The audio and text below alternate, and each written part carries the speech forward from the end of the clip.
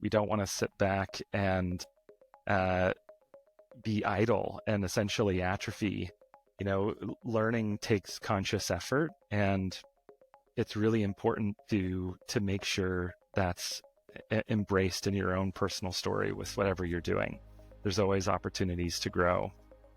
And that ties in really nicely to my third lesson, which I heard from an old mentor of mine, Dan Mayer, back at BioMarin. Dan is now retired. He was the head of product management, portfolio development, one of those two titles at when I joined. And I think he's one of the, not necessarily a founder, but he was one of the first kind of 10 to 20 employees. So I worked very closely with him. And he said very early on in my career, which I'm very grateful for, that you need to ride the wave. And so you can think of this wave in your career. As you step onto the wave, you're at the bottom and you start learning and building skills, and the wave starts to crest and you're at the peak of the wave. And at some point, that wave is going to crash and smooth out over the sand on the beach. And you want to make sure that by the time the wave you're on peaks, you step off to the next wave and ride that wave even higher. And I've been living my entire career based on that advice. When I feel like I'm not learning something, I take a step laterally and ride the next wave to teach myself something new. And it's been a really fantastic process. Hey, Mike Peterson, welcome to Titans of Transition.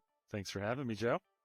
Hey, Mike, I'm really pleased to have you. We've gotten to know each other in our technology leadership group, our CIO group. And as we talked before and after meetings, thought it was really interesting some of the transitions you have gone through.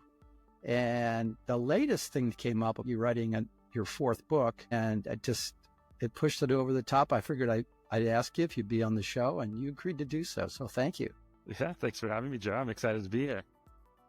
Let's start off and talk about your high-level arc of the different things you have done and how you've gone through your career, and then we'll dig into some of the more notable transitions. As you know, this podcast is really focused on seeing those transitions one goes through in their career and their life, and trying to understand what prompts a change, how that change becomes clear to a person, and then we try to unpack lessons learned. Hopefully it would be a benefit to everyone. So we'll just keep that in mind and kind of sprinkle those things in as we go along.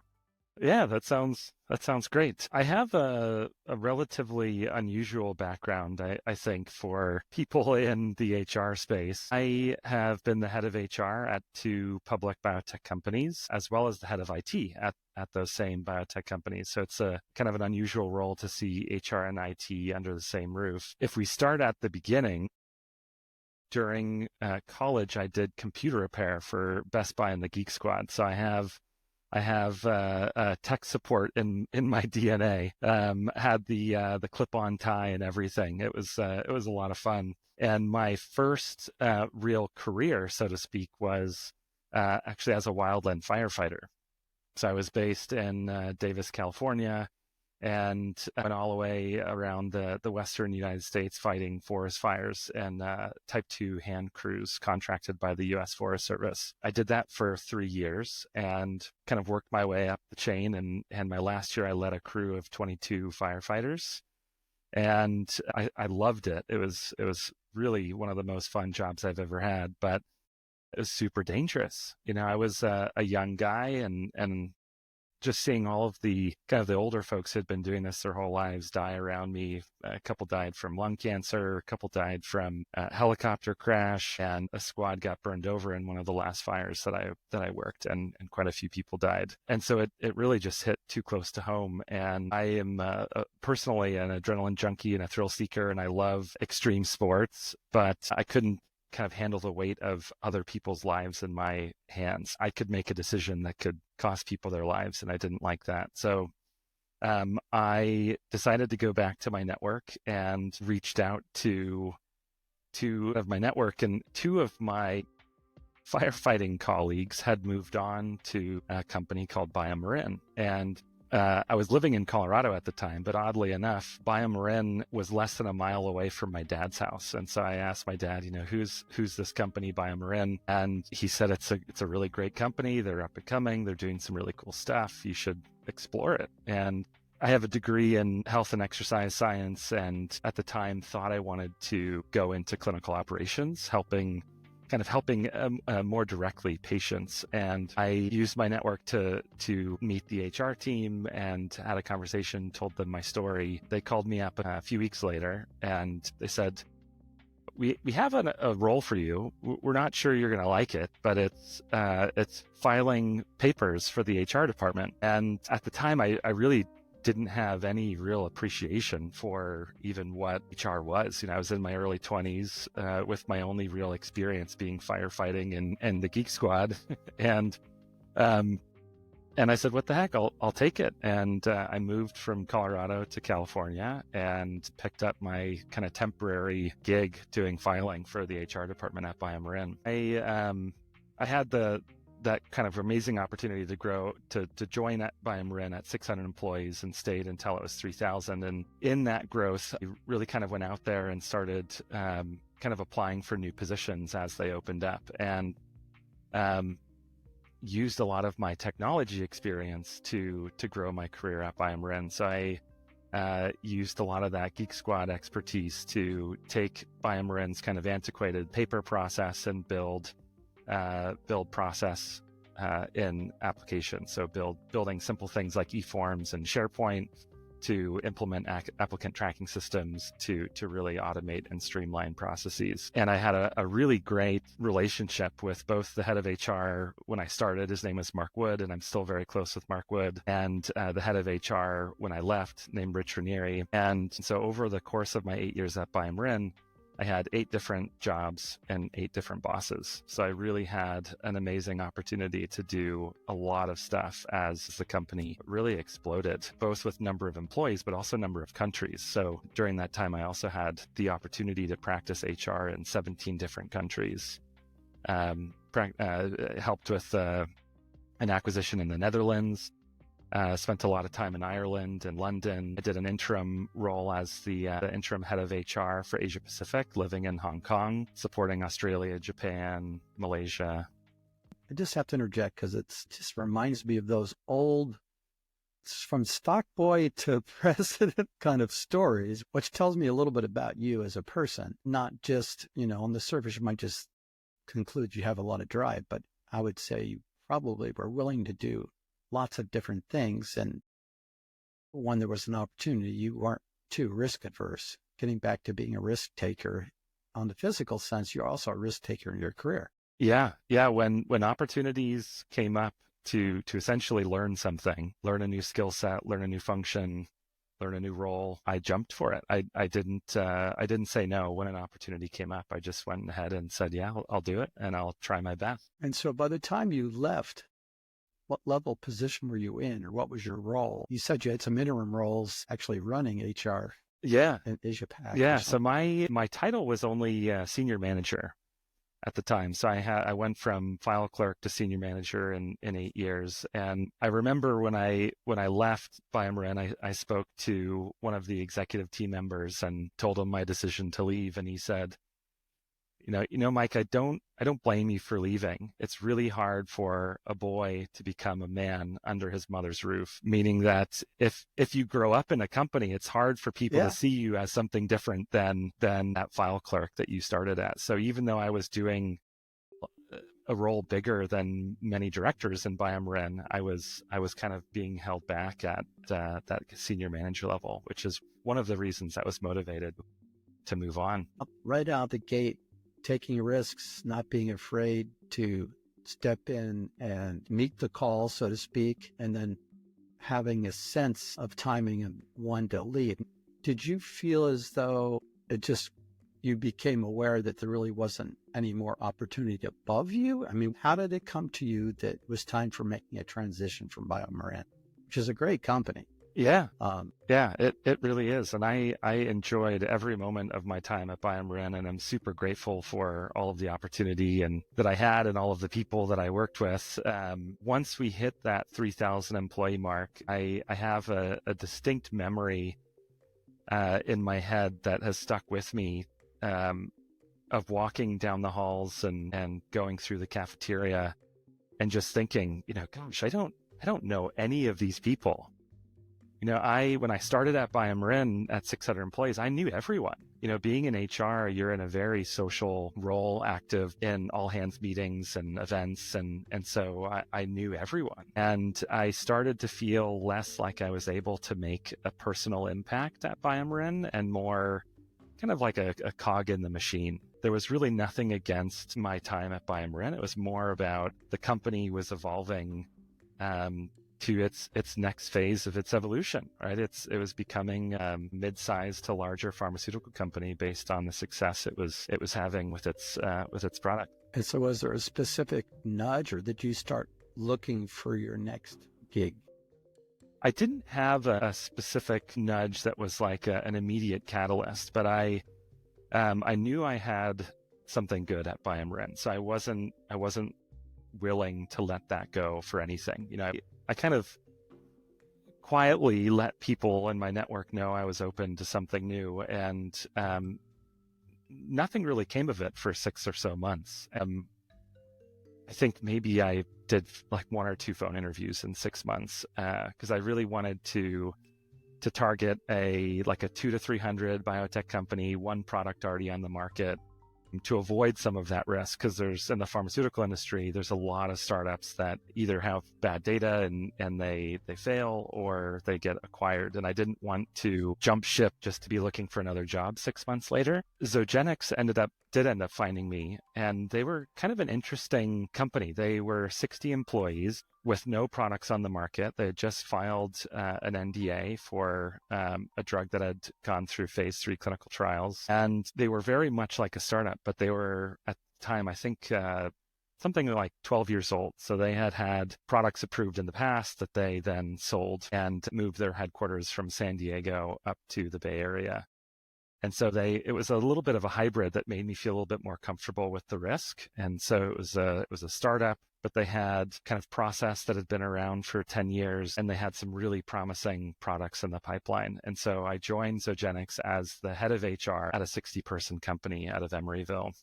And so again, a big leap of faith, going from senior manager level HR person that had arguably done a lot, but really taking a very big step in my career to really grow into that head of HR role. Yeah, it's interesting. There's so many crossovers here, and I don't know if this would interest anyone, but it's a small world in this industry. And as you were talking about BioMarin, there's about 3 or 4 people that I knew there. They were there when you were there, and still there. Some of them retired. And then when you went to the company in Emeryville, that was just down the street from another company that I spent 11 years at. And I remember having a conversation with you not too long after you moved into that role. And that last role that I had in Berkeley, just down the road from you, I reported into the VP of HR. Wow. Yeah, that was Zoma. I forgot that. Yeah. So that's kind of curious. And some of the people from Zoma went to BioMarin, so we know some of the same people. So that's a huge shift, people. Now you've gone to a company, what was it, a couple hundred? How 60 big was employees. It? 60, yeah. So it's smaller. So ground floor, and I've been in this position too. We have a title and you have a responsibility, but it's a very hands-on kind of situation with 60 people. You might have been partially geek squatting it again. Exactly. So I think when I joined, I inherited one person in HR. And I reported to a chief of staff who managed HR, legal, corporate communications, G&A, compliance. Yeah, more like a chief administrative officer. A month or 2 after I joined, the HR rep ended up leaving and moving down to LA. So it was just me. So it was really hands-on, and I had the opportunity to rebuild an HR department from scratch. So the company being 12 years old at the time. Everything was paper-based, and the IT department was outsourced to a small mom and pop shop in Emeryville. And my plan was really to leverage technology and hire around that technology. So I wanted to, for example, build an HRIS and then hire someone to manage that HRIS, and then automate org charts and hire someone to manage those org charts and really leverage automation. And so I went to the the IT team and said, I have this vision for implementing a lot of technology. What do I do? What's the process? And they just said, do whatever you want. Have at it. Let us know if you have any questions. And I was like, this is cool. At BioMarin, we had, project intake forms and budget forms and, very mature, regimented process that had multiple layers of both within the department and then IT approvals and sometimes program approvals. And so it was very refreshing. And so in a year, we had the entire HR function paperless. We had implemented, core HRIS, automated org charts, performance management system, an applicant tracking system with digital interviews and feedback forms. We had a compensation platform. We had the full suite of systems in there. And my boss, Susan Hannon, who has been a tremendous partner to me in my career, said, you know what? This is so cool what you've done with HR. What do you think about doing this for the rest of the company? What do you think about taking over IT? And I was like, wow, that is such a cool idea. I would love that. Once again, you're not looking at any of the potential downsides of being responsible for IT. You're just jumping into the fray and saying, here's what I can do, and I'm ready to go. Yeah. And so right after that is when I think you and I really started working closer together. And, I was kind of a wide-eyed, bushy-tailed new kid on the block saying, there's so much to do. Where do I start? What do I do? How do I do it? But it was a really neat experience. Cool. So one thing, we're going to end up landing with your fourth book. So if at any point in time, as we go through this discussion of your transitions, you start to remember that there was something in the back of your mind saying, I think I want to write some things. Let me know when that appears. Okay. So I just want to tease ahead a little bit for those who might be joining this episode, looking for that transition in particular. Yeah, and that really starts at the acquisition of Zogenix. So we're not really far off. Not too far. Okay. So after Susan had asked me to take over leadership of IT, Zogenix went through its own boom of success at a slightly smaller scale than BioMarin, but we grew to just under 500 employees. We got 2 products approved, commercialized in the US and in Europe and in Japan. Had a really awesome product for Dravet syndrome, a really catastrophic form of rare epilepsy. And it was that success that triggered UCB, a much larger Belgian pharmaceutical company, to acquire Zogenix. So UCB is really focused on epilepsy products. So we kind of fit in nicely with their product portfolio. So we went from really kind of full steam ahead. We're building this amazing portfolio to, hold on, there's a offer on the table that's too good to turn away. Shareholders want us to bite on it and really shift gears. So we got acquired in my 5th year at Zogenix for just under $2 billion. And that was really one of the biggest transitions of my life that we can kind of use to shift the gears towards writing. At the end at Zogenix was managing about 90 projects between both departments, both the HR and IT departments. So we were cooking. We were full steam ahead, moving at 150 miles per hour. And UCB came in and just said, pause everything. We don't care what it is. Pause everything. And we're going to take a look at what we can do. We just want you to be available for questions. We like your team, but if you want a full-time job, you're going to have to relocate to Atlanta. And kind of we'll be in touch if we need anything. So it was a very abrupt stop. And at the time, being that kind of adrenaline junkie, I really wanted to kind of keep my momentum, right? I was moving so fast, and my kind of 60-hour a week job working nights and weekends became like a 20-hour per week job. Hmm. Don't tell anyone I said that, but it was, Do you want me to cut that part out? that's okay. It was a big transition. I think it's fairly common in acquisitions Yeah. for those kind of things to Very. happen, because the acquiring company has a lot of work to do on their end to see, okay, what are the things we want to catch and what are the things we want to let fall. And so I wanted to effectively like invest my time, because I knew I was going back into an in-house role. I knew that I was going to be busy again, because I have this tendency to invest my entire life into whatever company I'm working for. And so I got kind of obsessed with this concept of passive income. What can I do with my time now that can generate money 20 years from now without me having to do anything? I didn't really have many friends who had done that, or past colleagues. So it was a lot of internet research and reading books and watching YouTube videos. And I landed on three ideas. Invent something. I have a couple of ideas percolating in my head over my lifetime of things to invent. Make a board game. Both my girlfriend and I are super avid board game players, and actually have a family friend who made a card game like 30 years ago, and he's still getting royalty checks.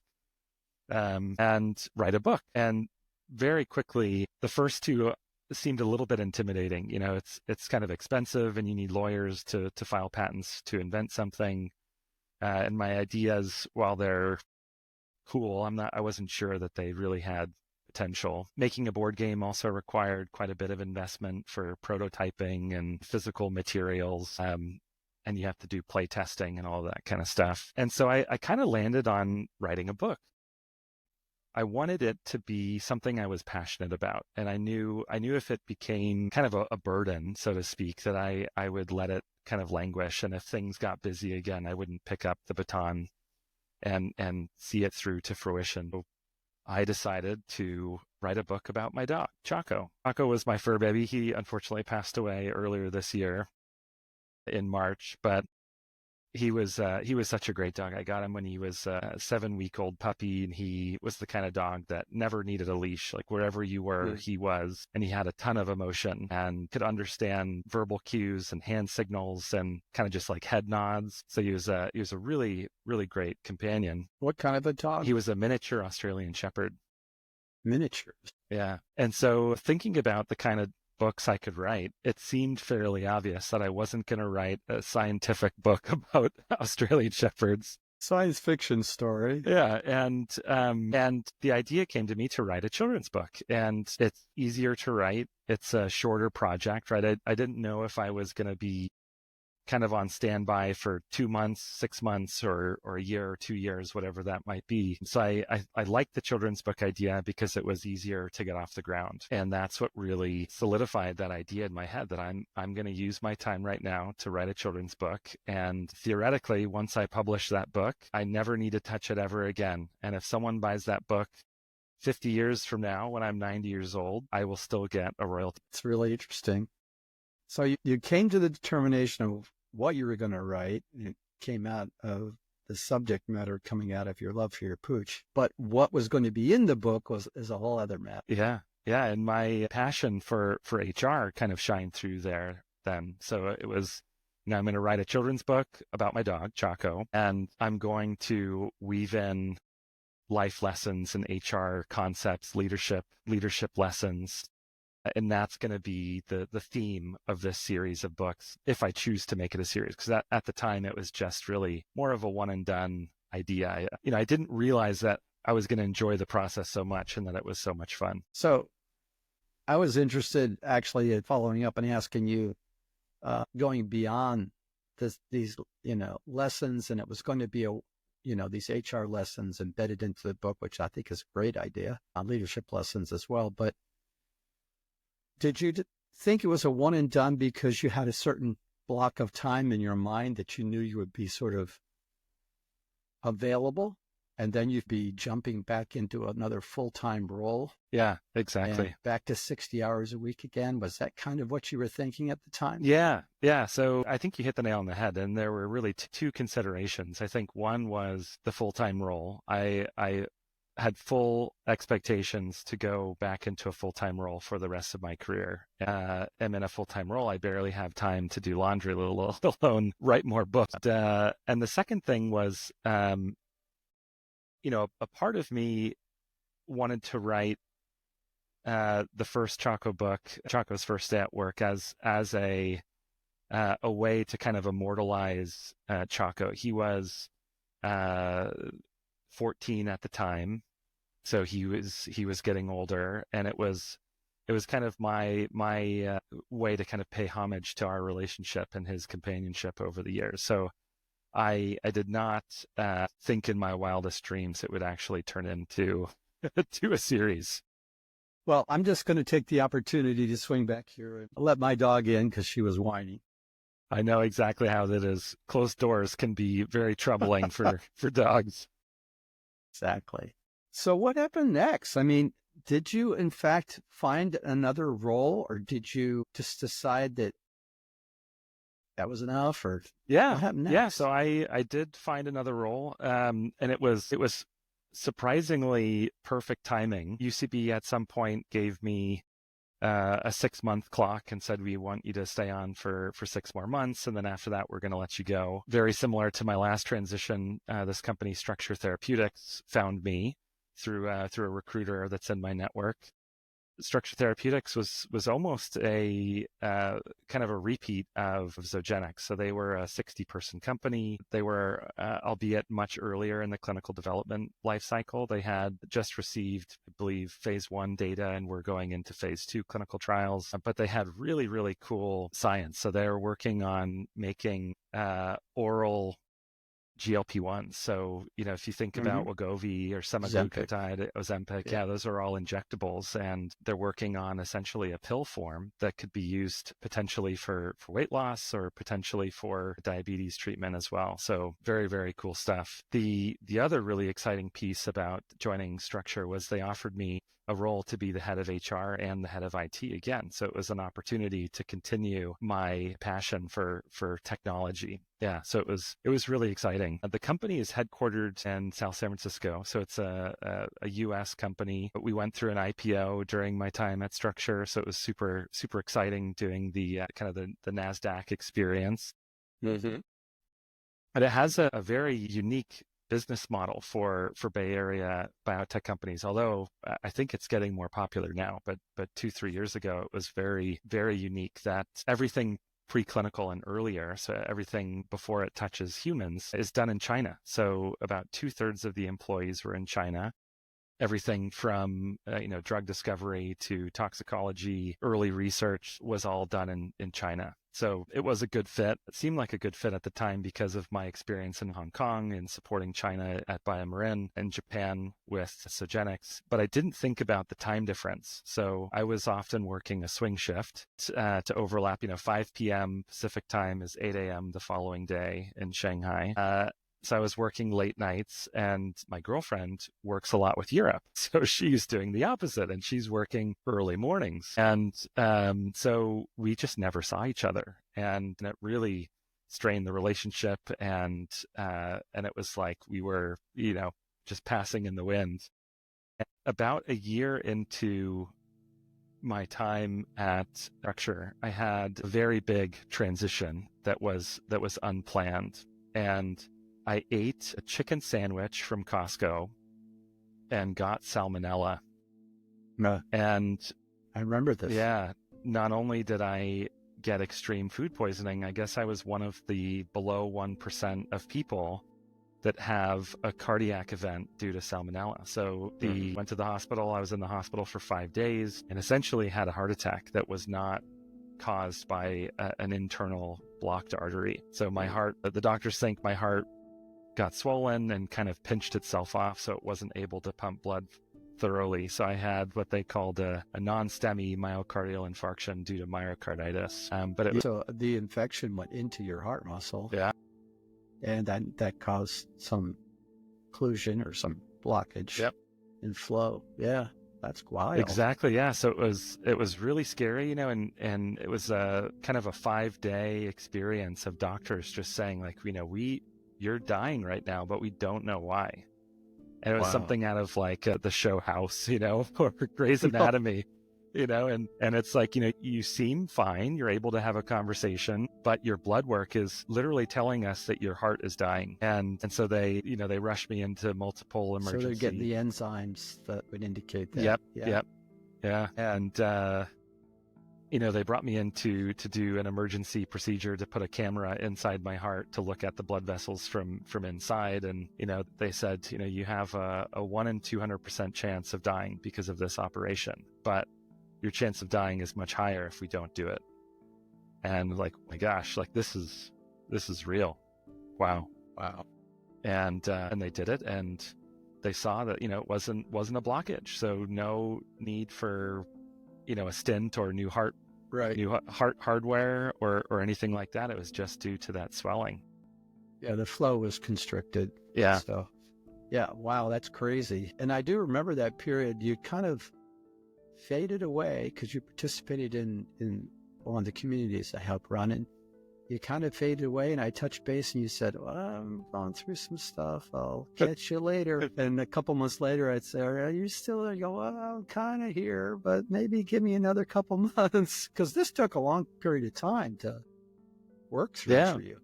Yeah, it was about an 8-month recovery, and in the beginning, it was a really interesting psychological experience as well, because I really didn't feel comfortable talking about it. It was kind of odd. I felt like it was something kind of shameful, and I should hide it. And if people in the corporate world find out that I had a heart attack, they're not going to want to hire me again. And so it was kind of weird. And I also have other issues where it's hard for me to ask for help, and I don't necessarily like to have. This sounds like the age-old expression: "The measure of a man is what stops him." Yeah, exactly. So yeah, that's a myth. Yeah, I didn't really like to show weakness, et cetera, et cetera. So Sure. I kept it kind of under wraps for a while, but I left structure and really had this kind of big life decision to make, which is Really had to go back to zero. And reassess some things. Yeah. So even though I'm young, too young to have a heart attack, and no occlusions in my arteries, all of the doctors, which were many, said, now that you've had a heart attack, you have to take these 5 drugs for the rest of your life, and you're exponentially more likely to have another heart attack in the future. And the only thing you can do is regular checkups.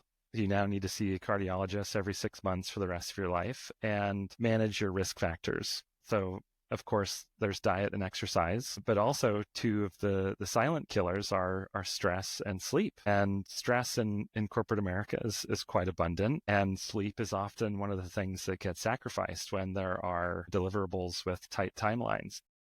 And then, of course, on top of that, your diet and exercise also often gets sacrificed, right? You don't have time to cook meals, so you go out to eat more often, and you're too busy to go to the gym. So it was a question, do I roll the dice and go back into another in-house corporate job?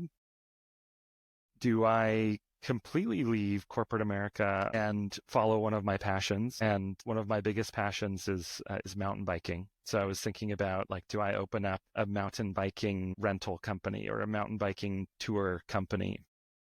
Do I open just a mountain biking store where, we do maintenance and sell bikes? Or do I do something in between? Do I start my own company supporting the pharmaceutical industry, but make sure I prioritize the life and work-life balance? And that was a really tough question that I struggled with for months. It was a really long process that involved a lot of conversations with different people that I kind of valued their input. The main one being my girlfriend and my family, but then also some of the people in my network I consider mentors. So then you went off, and now you are in a consulting organization. Is that the organization you started, or is... Yeah. Yep. So I decided to go into consulting, and a big driver of that was being able to work part-time. So the role that I picked up through my network was, it was about 5 hours a week. And, over the next 3 to 6 months, it kind of turned into 10 hours a week. And then that is when I decided, I like this idea. I think I'll start my own company, and just see how it goes. And a big driver of the company was being able to have kind of an entity to catch these things, no matter what I do. If I'm doing consulting, or if I decide to write more books, or whatever that might be. And over the next 6 months, had conversations with 3 people in my network that I really consider partners, and said, would you be interested in starting a consulting firm that's really like a partnership with the 4 of us? And so it was Susan Hannon, who was my boss when I was at Zogenix, Christy Paskovich, who worked with me at BioMarin, and then who I hired at Zogenix. And Christy is really great with corporate communications. Susan is really great with doing culture and board work, executive team development. And then a guy named Krishna Venigandla, who I also worked with at BioMarin and then hired at Zogenix. And Krishna is on the IT side. And he recently moved to India, which was kind of a perfect combination, that he could manage our team of offshore resources. So the 4 of us partnered up together and have the ability to do a little bit of everything, whether it's HR or IT. And so I became the managing partner. So I'm the one who manages all of the accounting, all of the insurance, all of the websites, all of the marketing. And everyone else is available for consulting gigs as they come up. And also they're all thought partners on the other books. You basically designed something that has the right balance for you. It has the focus of what you want to do. So you've now completed like the 4th Chaco book, right? Yeah. So I just published the 4th book, and now have kind of created a series and a website for the books, and I'm working on 2 more. So there'll be at least 6 in the series, but I'm going to hold off publishing the 6th one, which it will be Chaco Retires, until I'm actually ready to kind of close that chapter. And now, when you and I talked before this session, you told me that you actually you had a couple writing projects that are in the adult category around leadership. And so did you say that you're actually working on something that would be coming out soon, next year? Yeah, that's next year. Plan. Really have loved the process of writing the Chaco books. And in that process, felt like there was a natural progression to write something more aligned with my consulting firm. And so I wanted to write a book that could essentially be used as a platform for my consulting services. So my consulting services can help sell the book, and my book can help sell the consulting services. And together, we can partner with companies to go through the content that's in the book and build customized content for companies based on kind of what their unique circumstances are. And so in kind of early Q2, I caught the bug for writing this book. I was going to sleep. It's like 10 p.m. at night. My head's on the pillow, and this idea just like shot into my head. I was like, "You need to write a book about corporate leadership." And my brain was just firing at 1,000,000 miles an hour, and I got all of these ideas for the structure of the book, some of the overall themes of the book, the concepts that I wanted to make sure were in the book, and the characters that I wanted to make sure were represented in the book. And I didn't fall asleep until like 2 a.m. that morning. Didn't we just talk about sleep? Yes, we did. Okay. Yeah, it's so true. But it was just one of those. I don't know if you ever had that happen, but it's only happened a few times in my life. But sometimes, the inspiration calls, and you just have to embrace it. And it was kind of too good to pass up. So I was just letting the ideas flow. And I woke up at like 6 a.m. the next day, and immediately, like before coffee or anything, went straight to my computer and typed all of these ideas onto paper, and the idea was born. And the reality is the adult book is much more complicated to write. So you just knew intuitively that you needed to get some miles in on the children's books. Yeah, exactly. The first Choco book took me, I estimate, about 400 hours to publish of my time. And then, of course, there's other people's times on top of that. And my most recent Choco book that I published was probably more close to about 40 hours of my time. So I was able to shorten the amount of time by essentially tenfold. Now it's still about a 3-month process because there's a lot of back and forth with illustrators and editors, and then I have to go through the publishing process, which can take a lot of time ordering draft copies and printing setup and all of that kind of stuff. But it's still only 40 hours of time. And this new book, which I'm calling Beyond the Title, is to back up a second. A Choco book is about 32 pages. And each page is only about a sentence. It's about 32 sentences long. A lot of illustrations filling the page. Yes, exactly. Pages. Yeah, so they're picture books. So it's all full page spreads. Where Beyond the Title is 40,000 words, so it's about 250 pages long, and has taken a lot of thought and in collaboration with other people to make sure the ideas are refined and can actually stand up when you're a reader absorbing these concepts through the book and then trying to apply those concepts. So again, it's been a super, super fun process. It's probably taken 1,000 hours of work so far. It really has turned into a full-time job in its own. I've become addicted to really getting this book out, and I'm in the final stretches. So I should get the edits back from my editor on version 7 in early January.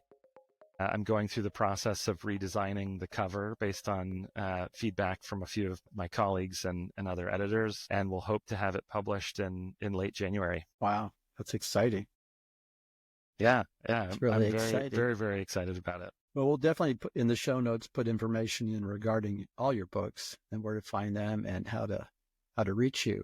But I think at this point, I'd like to pivot and kind of looking back over the arc of the very interesting career that you have had and those transitions you've had, and ask you some questions. I mean, one cluster of questions, or maybe cluster of answers, comes out of one question is, what lessons do you think were learned through all these transitions that might be, principal lessons that people can take away as they're thinking that there might be something inside them telling them it's time for them to take a shift in direction? Yeah, those are great questions, and I think there's a few lessons that I've really taken away from my experiences. It sounds a little cliche, but it's one of the lessons I've learned most recently, which is what you do is less important than how much fun you're having while you do it. And a big factor, at least for me, on how much fun I'm having is who I'm doing my work with and the people that I'm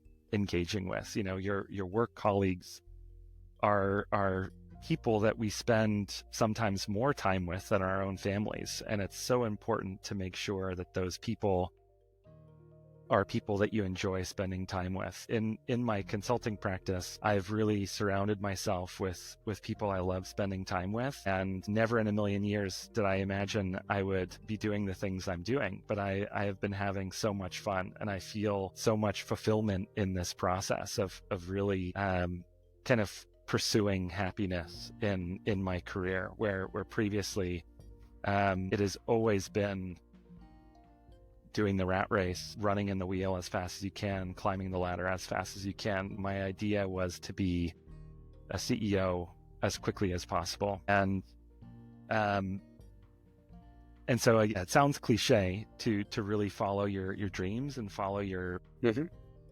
passions and do what makes you happy. I don't know about you, but I've been kind of hearing this my whole life from, teachers and professors and career counselors, but I'm just now realizing that, man, it's actually true. I think the other one is to make sure that whatever you're doing, you're always learning. And that has been big for me personally, and also big for me leading HR and IT at public organizations, is to really instill a culture of learning. Even if we're an expert in something, it doesn't mean that we stop learning. We don't want to sit back and be idle and essentially atrophy. Learning takes conscious effort, and it's really important to make sure that's embraced in your own personal story with whatever you're doing. There's always opportunities to grow. And that ties in really nicely to my third lesson, which I heard from an old mentor of mine, Dan Mayer, back at BioMarin. Dan is now retired. He was the head of product management, portfolio development, one of those two titles at BioMarin when I joined. And I think he's one of the, not necessarily a founder, but he was one of the first kind of 10 to 20 employees. And I used to run the intern program at BioMarin, and Dan always loved giving back to the community. And so he played a really active role in the intern program, even though he was a C-suite executive at a multi-billion-dollar company. So I worked very closely with him.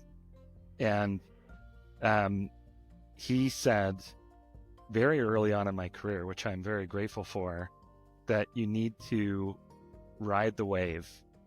And so you can think of this wave in your career.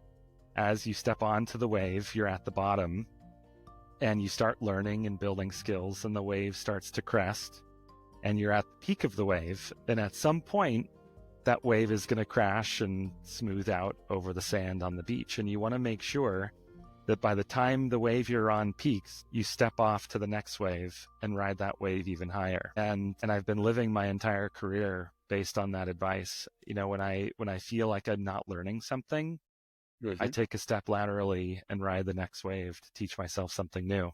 And it's been a really fantastic process. Wow. I really like that one. It's so much more sophisticated than similar advice I used to give for people who aren't satisfied in their career, kind of looking at it like a game of Donkey Kong. Remember the ladders? Yes, yeah.